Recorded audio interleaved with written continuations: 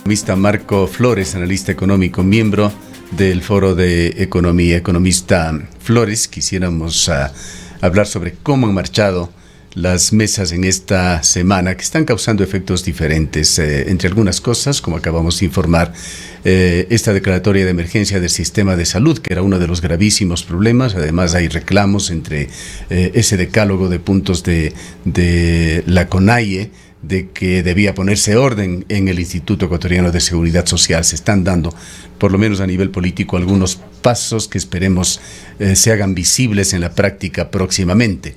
Pero no podemos dejar de lado también lo que está sucediendo en ese índice que ya conocemos. A usted no le gusta mucho el de riesgo país, pero que sigue subiendo.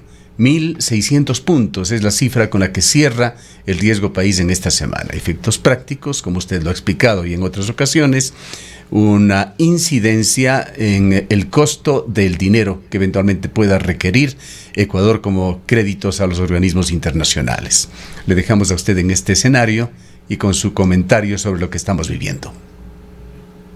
Buenos días, Gustavo. Un gusto saludarle. Un saludo para su audiencia. Estamos con algún problema en el micrófono. Permítame, economista, a ver si es un problema interno nuestro o suyo.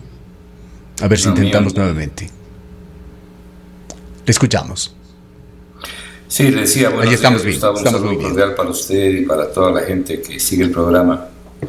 Bueno, primero veo que usted se está convirtiendo en un experto económico, que hace bien el análisis. De lo cual me alegro porque los periodistas deben investigar para poder llevar adelante las entrevistas y usted lo hace. Mire, voy a comenzar por la segunda parte, por el índice de riesgo país. No es que no me gusta, sino que hay que leer lo que el índice puede decir y para lo cual fue concebido.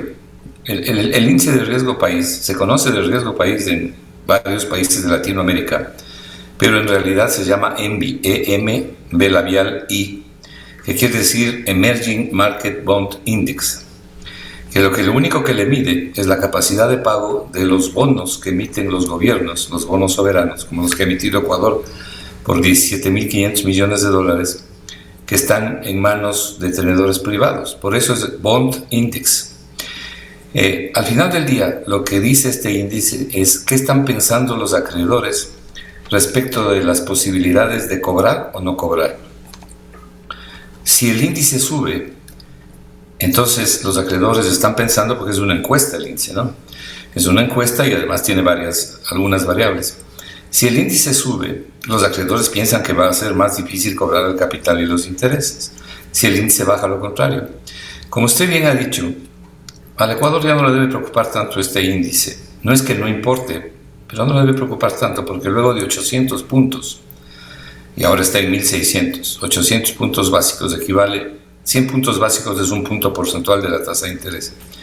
Entonces, luego de 800 puntos, el Ecuador, si quiere colocar bonos en el mercado para obtener financiamiento, tendría que pagar un 8% más la tasa de los papeles de Estados Unidos a 10 años. Eso está aproximadamente en un 3%. Entonces tendría que pagar el 11% con 800 puntos. Eso lo saca el Ecuador del mercado, una tasa muy alta. En cualquier circunstancia, no digamos ahora. Pero con 1.600 puntos está más allá de fuera del mercado, porque tendría que pagar 16% más 3% los bonos americanos, que es una relación establecida, 19% para obtener financiamiento. De manera que el Ecuador está fuera del financiamiento desde que llegó a los 800 puntos, 850 puntos. Serían tasas muy elevadas.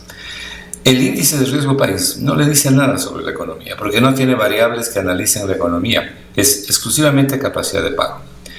Ahora bien, la política económica es la que puede cambiar, y de hecho cambia las percepciones de los acreedores. Si usted tiene una economía creciente, un PIB que crece de manera sostenida, si usted ve que se reduce el desempleo, y en el Ecuador fundamentalmente el subempleo, que es el que cuenta, pues un subempleo precario, si usted ve que cae la pobreza, bueno, los acreedores también comienzan a pensar como los ecuatorianos, se está manejando mejor la economía va a crecer, va a haber mejor recaudación, entonces va a haber plata para cobrar. Así es que yo lo que recomiendo y siempre he recomendado es que, dado un margen ya de 800 puntos, el Ecuador debe, no digamos despreocuparse totalmente, pero no debe tener pendiente el índice de riesgo país. Los problemas están aquí adentro. Esto en cuanto al riesgo país. Sí, una pregunta adicional dentro de esta explicación académica que está dando usted, economista Flores. ¿Cómo juega el tema de la confianza, de cómo se le ve a un país? No solamente por el escenario actual, el marco legal, las condiciones económicas en que se están dando las situaciones, sino también en la proyección, en lo que pueda hacer. ¿Cuánto refleja el riesgo país esa confianza de quienes analizan a Ecuador?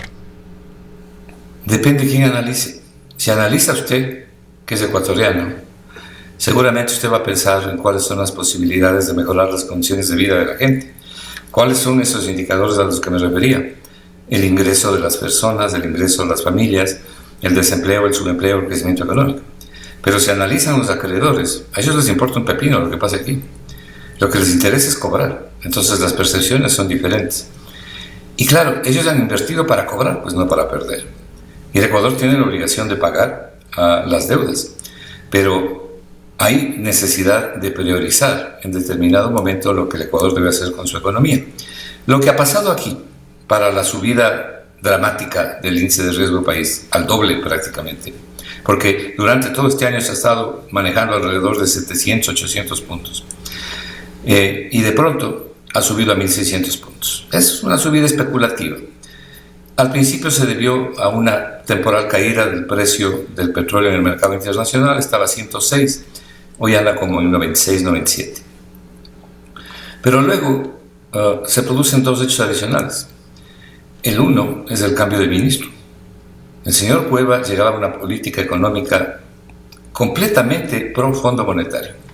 Y no lo digo con ánimo peyorativo hacia él.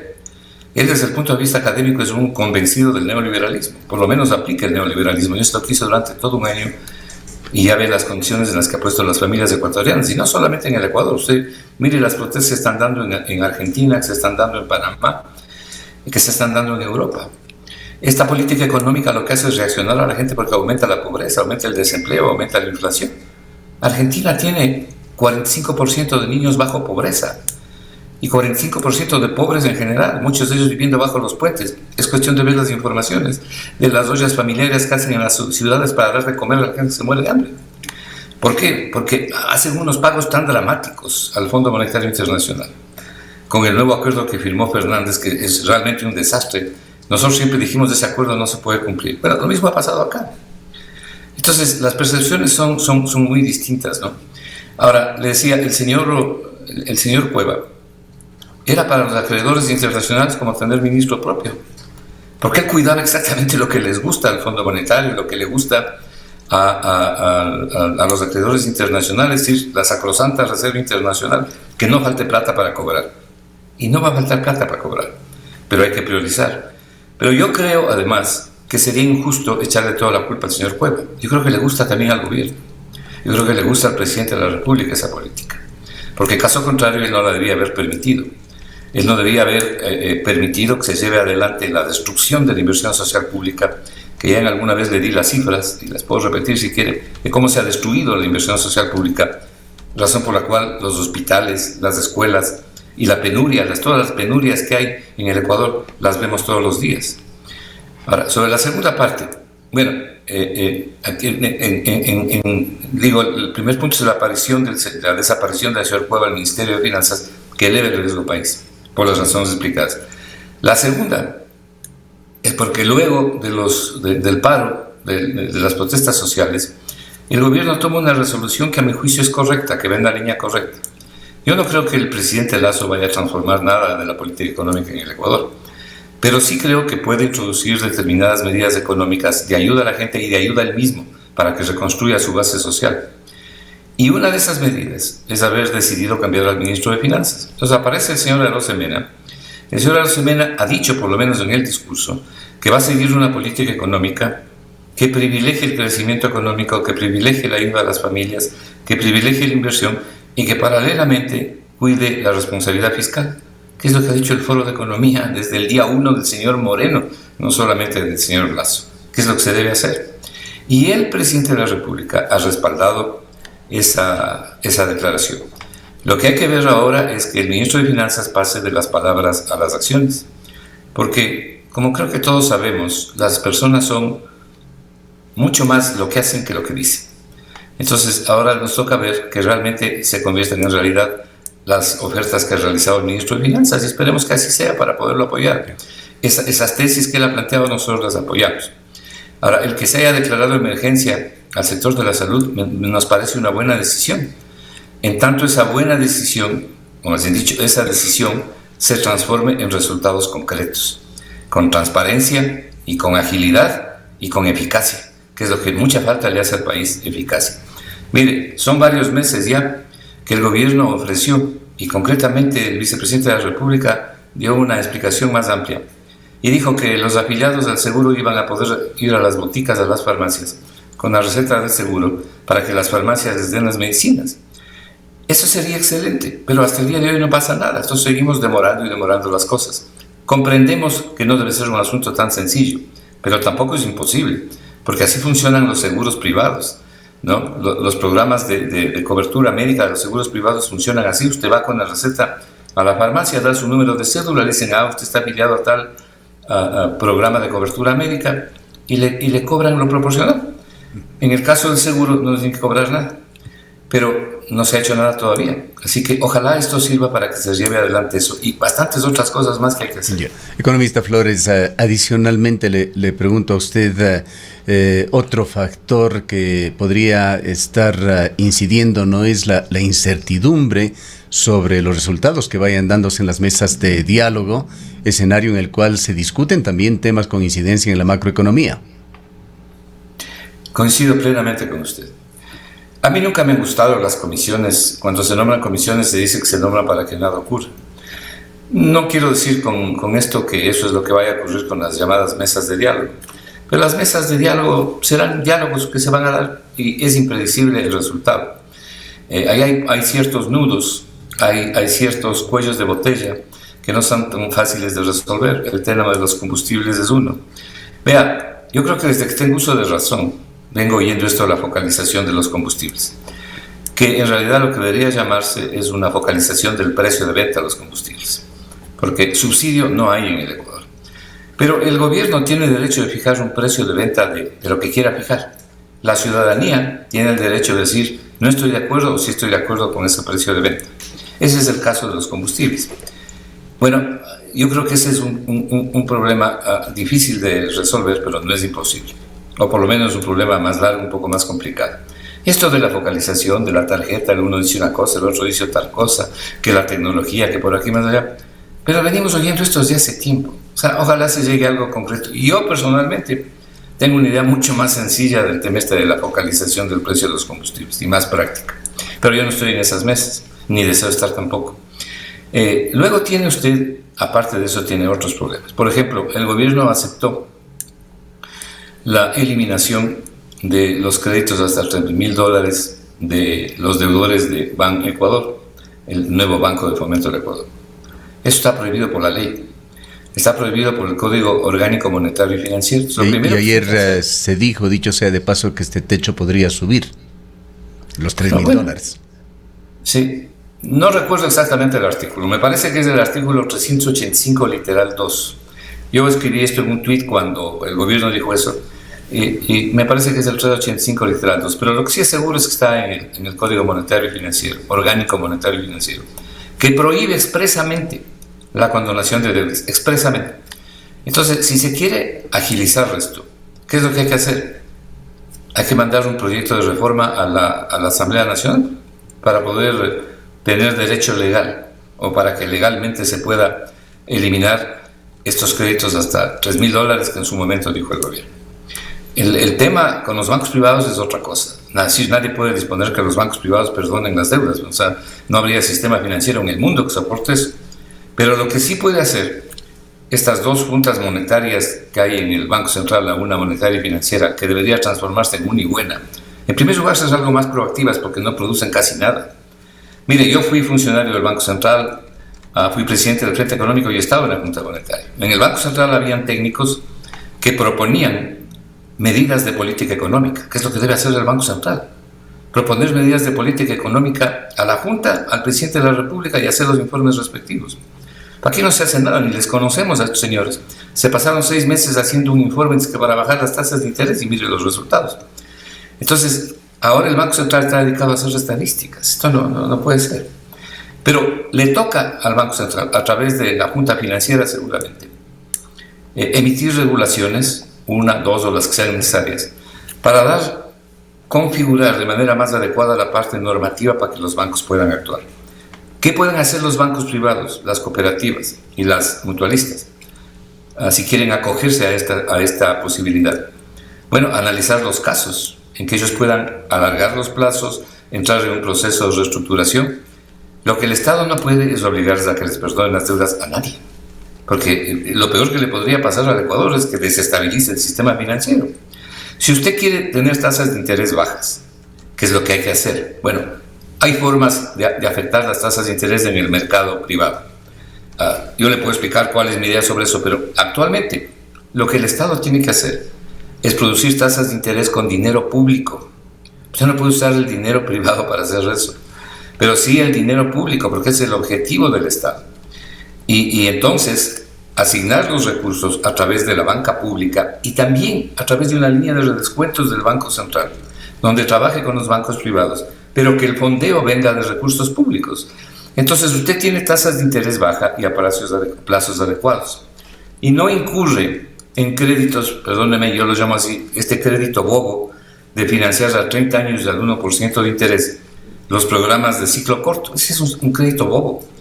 Usted está financiando productos que tienen ciclos de 6 meses, como el arroz, como las papas, como el brócoli, los productos de la sierra, de la costa, los pequeños bananeros, en fin, los olleros. Esos son productos de ciclo corto. Si usted dice, págueme después de 30 años, veremos si es que cobra después de 30 años. ¿Cuánto vale la plata después de 30 años? ¿Cuál es el valor presente?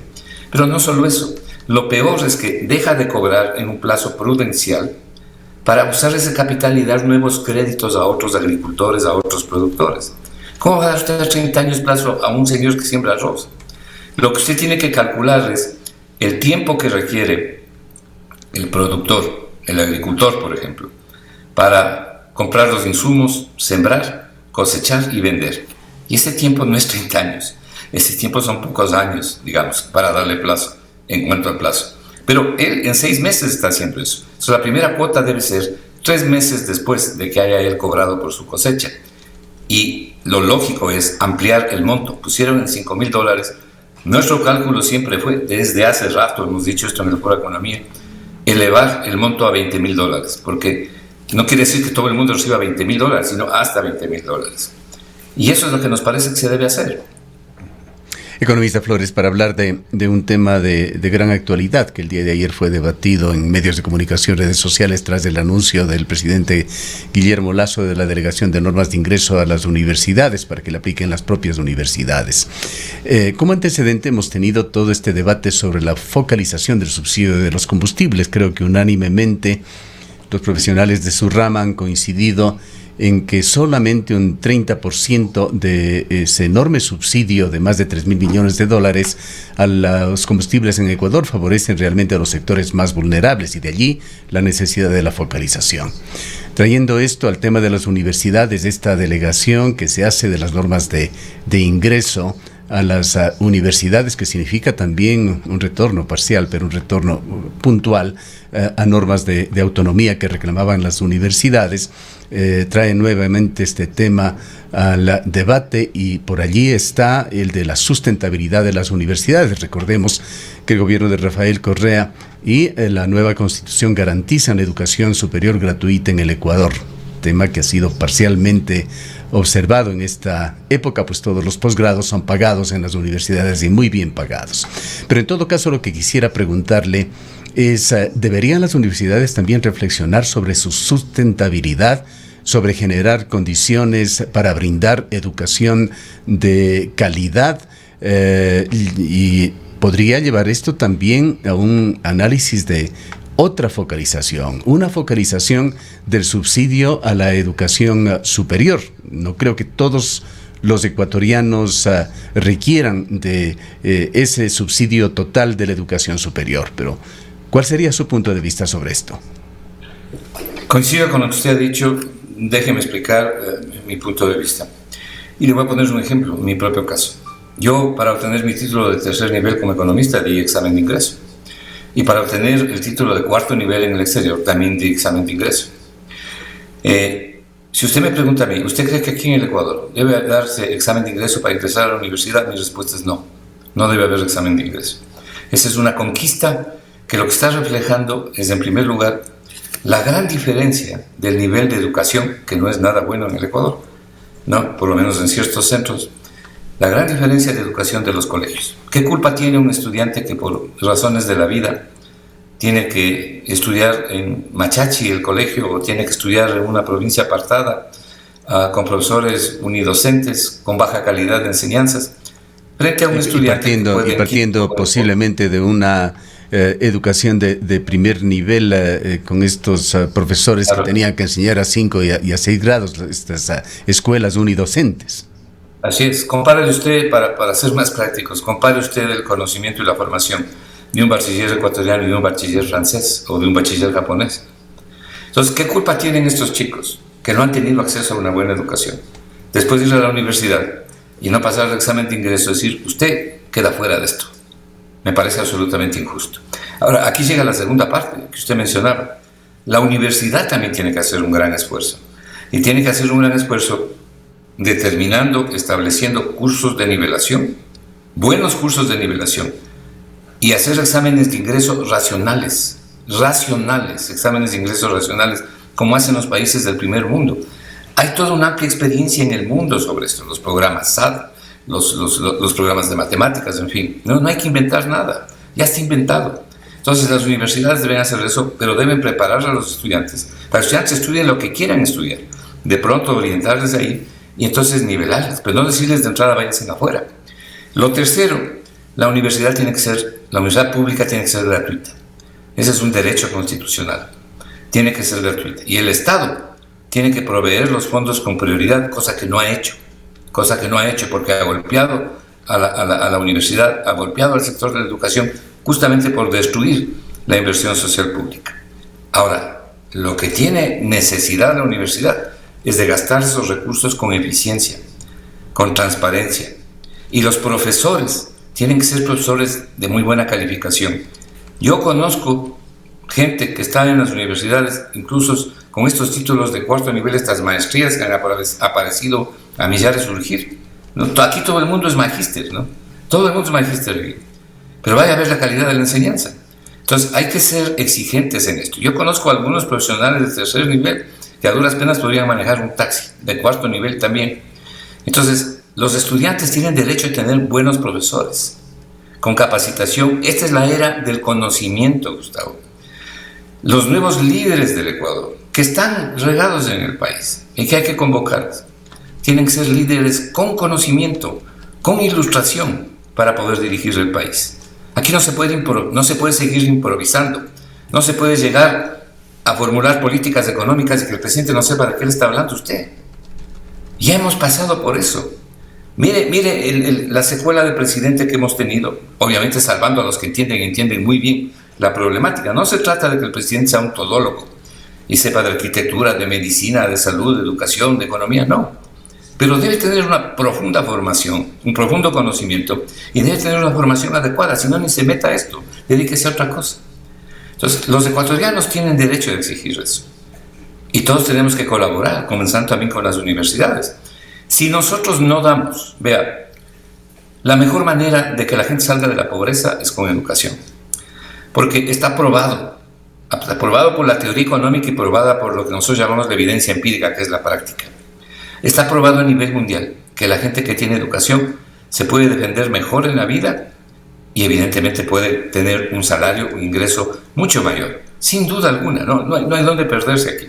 Pero para eso necesita usted una economía creciente, porque usted puede sacar profesionales y dónde van a trabajar si el mercado laboral está prácticamente cerrado.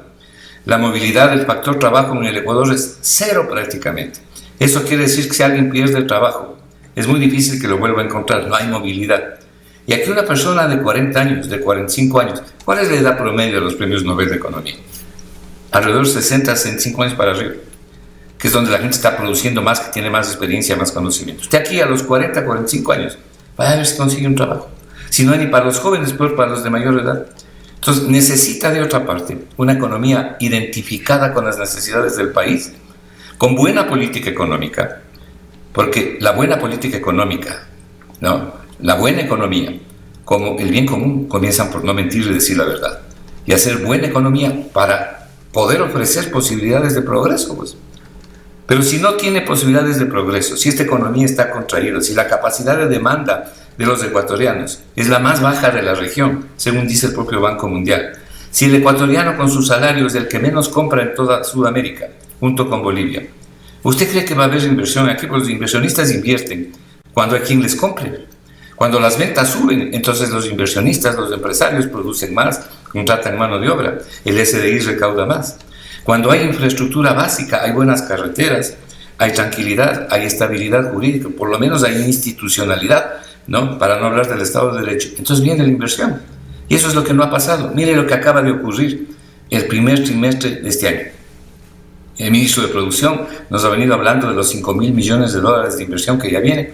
Bueno, el Banco Central acaba de publicar las cifras del primer trimestre de la inversión extranjera directa. Y resulta que el primer trimestre de la inversión extranjera directa del año 2022, comparada con el año pasado, ha caído en 50%. Pero no es de admirarse eso. Es obvio, el Ecuador no es un país atractivo para la inversión. Hay que volverlo atractivo. Hoy en la mañana, justamente voy a poner algo en las redes sobre eso. Porque, mire, si hay algo crucial aquí, es la inversión por parte del Estado. Pero no cualquier inversión. Hoy en día hay una nueva economía que de alguna manera está identificado con lo que se llama el Green New Deal, el nuevo Pacto Verde. Esa nueva economía impulsa a un Estado que invierta, pero invierta con innovación, en programas que incorporen innovación para favorecer las alianzas con el sector privado, que no son las alianzas público-privadas que conoce el Ecuador, que solo sirven para bajar impuestos, sino verdaderas alianzas con incorporación de tecnologías de innovación, de cerramiento de brecha fiscal, con el sector privado, para que se pueda ofrecer posibilidades de trabajo, posibilidades de crecimiento económico y de una prosperidad compartida. De esto se está hablando ahora. Y esta economía toma fuerza porque además es una economía verde, ¿no? Es una economía que usa y recicla y no descarta, que se preocupa de cuidar las fuentes de agua. Yo creo que usted debe haber leído ya el informe de lo que acaban de sacar sobre cómo Codelco prácticamente algunas mineras de Chile han afectado gravemente la cordillera y las fuentes de agua en Chile también, y digamos en el Ecuador. Lo que pasa es que aquí se esconde lo que está ocurriendo. Ustedes en Azuay y ustedes en Cuenca saben bien los efectos perversos de la minería en el Ecuador, que aquí se los esconde. Y por si fuera poco, la minería en el Ecuador, que tanto se habla aquí, como la gran promesa, ¿no es cierto? El año pasado lo que le dejó al país son 46 millones de dólares.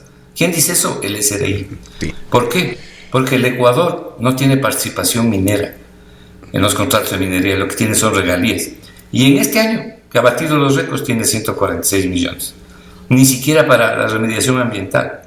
Entonces, la nueva economía tiene que irse separando del extractivismo. No puede usted frenar de golpe. Mire lo que declara Petro en Colombia. Dice, nosotros no podemos seguir promocionando más extractivismo, ni minería, ni petróleo. Pero tenemos que irnos alejando de a poco a esto y generar una economía verde. Hacia allá tiene que ir la humanidad y el Ecuador también. Nosotros no podemos hacer como hemos hecho toda la vida, esperar 30 o 40 años para... Economista Flores, aquí en Cuenca lo que se espera es que el gobierno respete la consulta de Cuenca, una decisión que fue muy clara con respecto a este tema. Para finalizar, el tiempo lamentablemente se nos agota. Una de las pocas acciones concretas que hemos visto del nuevo ministro de Economía fue esa de intentar ponerse al día con los GATS. Ha empezado ya a pagar algunos de ellos. Le pregunto nuevamente a usted, economista Flores, ¿hay alguna otra señal práctica, más allá de lo retórico, que refleje la intención de aplicar nuevas políticas de Estado? ¿Hay alguna intención de hacer reconsideraciones al presupuesto del Estado o al plan anual de inversiones? Mire, el plan anual de inversiones hasta mayo tiene una asignación codificada, el plan anual de inversiones, de 3.066 millones de dólares. Y hasta mayo, el dinero que se ha girado, es decir, la ejecución presupuestaria, es 224 millones de dólares. Es decir, De los 3.066 millones, se ha usado solo el 7% del dinero. Perdón. Queda un 93% por ser usado. Ahí tiene que moverse el ministro. Sí tiene la plata. Y hay otras cosas que puede hacer también. A mí no me gusta dar consejos, y menos a los ministros, ¿no? Que deben hacer lo que crean que deben hacer. Yo como ciudadano puedo decir me gusta o no me gusta lo que han hecho. Pero debe empezar por el sector de la salud. Debe empezar por el sector de la salud, el sector de la educación, y está bien también los GATS. Y sí lo puede hacer. Una cosa adicional. Yo creo que es un error del ministro que anticipe que va a tener un déficit fiscal de 2.1%. Porque si es que él cumple lo que ha dicho que va a hacer, no puede tener 2.1% de déficit fiscal. Mi cálculo es que va a tener alrededor de un 3%, y quizá un piquillo más. Pero eso no es malo. Lo malo es tomar financiamiento del exterior y del interior. Estamos debiendo 80.000 millones de dólares, estimado Gustavo. Tomar financiamiento, cuando usted tiene déficit, tiene que tomar financiamiento. Pero lo malo es lo que ha hecho el Ecuador durante más de 5 años. Ha tomado financiamiento y por eso tiene la deuda donde está la deuda. Pero no ha tomado de esa deuda nada, absolutamente nada, para impulsar la actividad económica, para impulsar el crecimiento y el empleo. Lo único que ha hecho el Ecuador es tomar deuda nueva para pagar vieja deuda. Y por eso no ha impulsado el crecimiento, ni ha eliminado el déficit, y solamente ha multiplicado la deuda. Error gravísimo. Ninguna economía bien manejada hace eso. Entonces lo que hay que hacer son las dos cosas.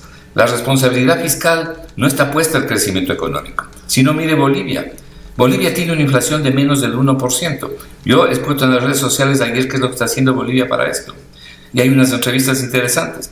Entonces, el Ecuador tiene que tener responsabilidad fiscal, pero no puede olvidarse del crecimiento, no puede olvidarse de la inversión social pública.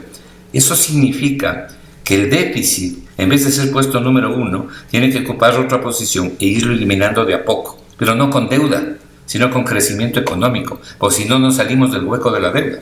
De manera que el ministro de Finanzas debería más bien hablar de un déficit alrededor del 3%, 3.1 o 3.2%, que no es ningún problema. No, si no es cuestión de eliminar el déficit de inmediato. Ahora, como se reunió con el Fondo Monetario, lo que le debe decir al Fondo Monetario es: miren, señores, la asistencia de ustedes es necesaria, es requerida y es bienvenida, la asistencia financiera y técnica. Pero aquí en el Ecuador ustedes no van a definir la política económica. Lo que podemos es conversar y tener buenas relaciones con el fondo, tener buenas relaciones con el Banco Mundial, con el BID, con la CAF, con los multilaterales, es decir, con la Unión Europea, en fin. Pero la política económica tiene que ser soberana, pues. Entonces usted no puede simplemente una carta de intención y un programa con el fondo que en el gobierno del señor Moreno fue hecho en Washington. Aquel ministro puso la firma y no cambió una coma. No puede, ese tipo de políticas no pueden seguir, pues. Estamos viendo lo que está pasando. Casi se cae el gobierno. Y mire usted todos los problemas que hemos tenido después de los 18 días de paralización. Esos son los cambios, Gustavo. Gracias, economista Flores. Gracias por habernos atendido. No, y felicitaciones, usted es nuevo economista. Gracias, viniendo de usted, economista Flores. El economista Marco Flores es miembro del Foro de Economías.